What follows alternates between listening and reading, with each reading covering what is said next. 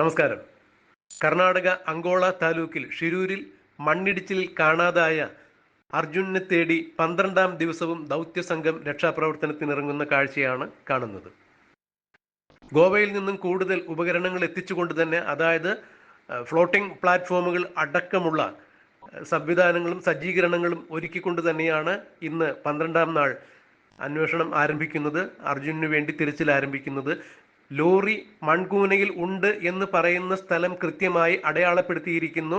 ഡ്രോണിന്റെ സഹായത്തോടു കൂടി, കാന്തിക പരിശോധനയുടെ സഹായത്തോടു കൂടി അടയാളപ്പെടുത്തിയിരിക്കുന്നു. കരയിൽ നിന്ന് ഏതാണ്ട് 132 മീറ്റർ അകലെയാണ് 3 മീറ്റർ ആഴത്തിൽ ചെളിക്കൂനയിൽ, മൺകൂനയിൽ, അതായത് മണ്ണിടിച്ചിലിൽ രൂപപ്പെട്ട മൺകൂനയിൽ തന്നെയാണ് ലോറി തലകുത്തനെ ഉള്ളത് എന്നുള്ളതാണ് അറിയാൻ സാധിച്ചിരിക്കുന്നത്.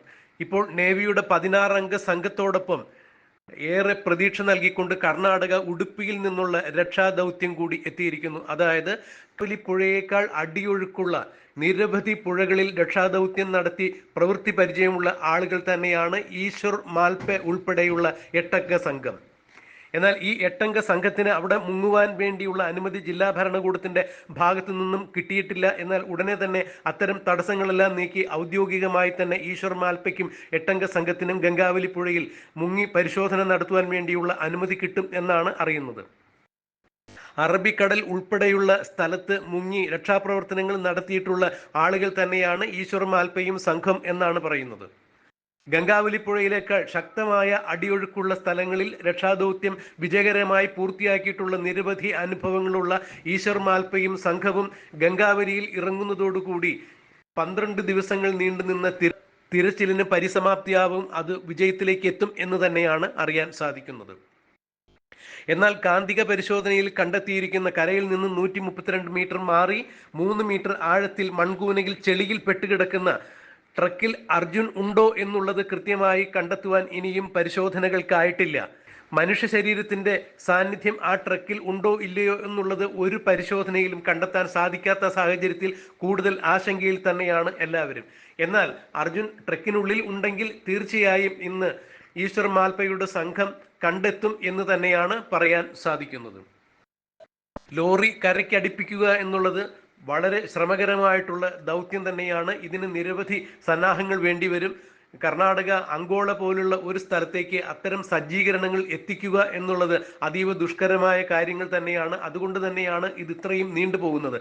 മാത്രമല്ല 6 നോട്ട് സ്പീഡിലാണ് അവിടെ അടിയൊഴുക്കുള്ളത് എന്ന് പറയുമ്പോൾ, അതായത് ഏതാണ്ട് 13 കിലോമീറ്റർ മുതൽ 15 കിലോമീറ്റർ വേഗതയിലാണ് ഗംഗാവലി പുഴയിലെ അടിത്തട്ടിലെ ഒഴുക്ക് എന്ന് പറയുമ്പോൾ ഒരു കാരണവശാലും രക്ഷാദൗത്യ സംഘത്തിന്, അതായത് സ്കൂബ ഡൈവേഴ്സിന് അവിടെ മുങ്ങുവാൻ വേണ്ടിയുള്ള അനുമതി നേവി കൊടുത്തിട്ടുണ്ടായിരുന്നില്ല എന്ന് തന്നെയാണ് അറിയാൻ കഴിയുന്നത്. അതായത് മുങ്ങൽ വിദഗ്ധരുടെ ജീവൻ അപകടത്തിലാക്കുന്ന തരത്തിലുള്ള രക്ഷാദൗത്യത്തിന് നേവിയുടെ ഭാഗത്തു നിന്നും അനുമതി ഉണ്ടായില്ല എന്ന് തന്നെയാണ്. മാത്രമല്ല അർജുനെ കാണാതായി 12 ദിവസം പിന്നിടുമ്പോഴും ഈ സന്ദർഭത്തിൽ അർജുൻ ജീവനോടെയുണ്ടോ അതോ ലോറിയിൽ തന്നെയുണ്ടോ എന്നുള്ള വസ്തുതകളൊന്നും ഒരു കാരണവശാലും കണ്ടെത്താൻ പറ്റാത്ത സാഹചര്യത്തിൽ ഇത്രയും വലിയ സങ്കീർണമായ ഒരു ഓപ്പറേഷന് വേണ്ടി ഏതാണ്ട് 13-15 കിലോമീറ്റർ വേഗത്തിൽ ഒഴുകുന്ന ഗംഗാവലി പുഴയുടെ അടിയിലേക്ക് സ്കൂബ ഡൈവേഴ്സിനെ അയക്കുവാൻ നേവി തയ്യാറായില്ല എന്നുള്ളതാണ് എടുത്തു പറയേണ്ട വസ്തുത.